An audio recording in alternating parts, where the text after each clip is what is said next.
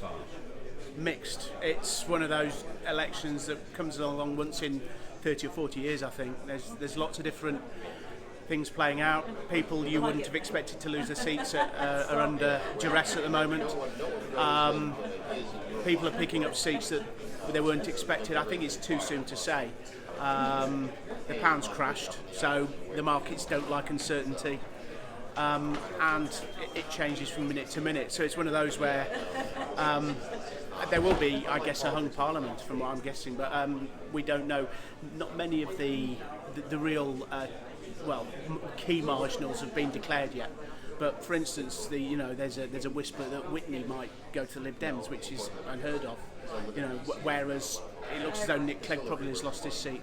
So that's a huge loss to the party from an experienced statesman in effect. So yeah, it's a difficult one to gauge. I mean, with regards to York Central, I don't think. I mean, I never doubted that Labour would keep their majority. It may well go up. And in York Outer, it's a lot closer than people thought. Again, I think Julian Sturdy may squeak in, but by no means the majority that he thought he would or anybody predicted, really. So talking to people on the floor of all colours of rosette, they're all saying it's too difficult to gauge. We're all a bit shocked on how it's turned out. I think the youth vote has been mobilised massively. I was looking on social media for the university, and there were queues, in most universities around the country.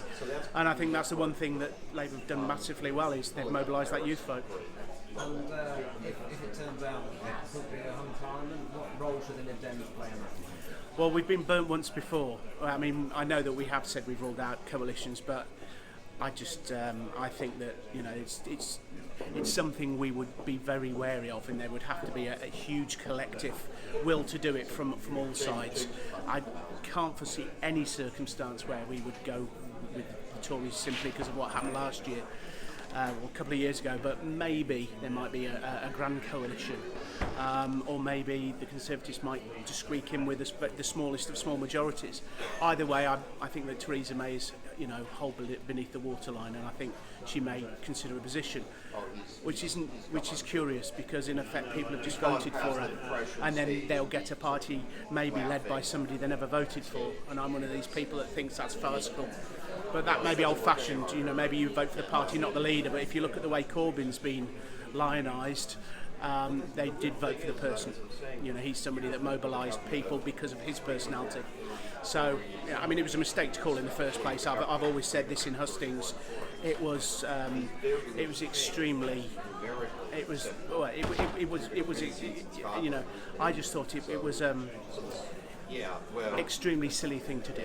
I think that's the only thing I could say, really. It was done for the narrowest of narrow reasons, which was to try and get political advantage rather than actually for the good of the country. So from that point of view, maybe she's got what she deserves, but who'll see, Now you're giving your verdict on the other two leaders. What's your verdict on your end, Tim Surrey? He's had a difficult campaign. He's been tripped up on a number of issues, LGBT plus being one. He'll fight. I think he'll live to fight another day, and I hope he keeps his seat for a start. It depends who else gains seats. If Simon Hughes maybe does, or Vince, or some of the so-called big beasts, come back into it, then maybe we'll see. We've been squeezed hugely, I think, nationally, and I don't think that's all down to the leader. I think people have taken a view, and certainly the mainstream media, most reports over the last 5 or 6 days have been, this is what Labour are doing, this is what the Conservatives are doing, and by the way, we're almost like a byline. So from that point of view, we're a footnote that has struggled to punch above our weight. Yeah, we've made mistakes, and I think we'll just have to go back and look at that. But the Lib Dems have a very good election machine.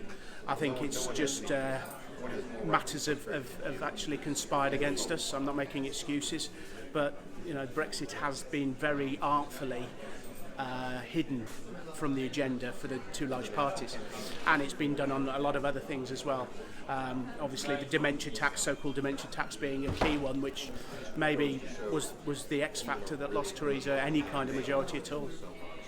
Nick, that's great. Thank you very much indeed. Pleasure.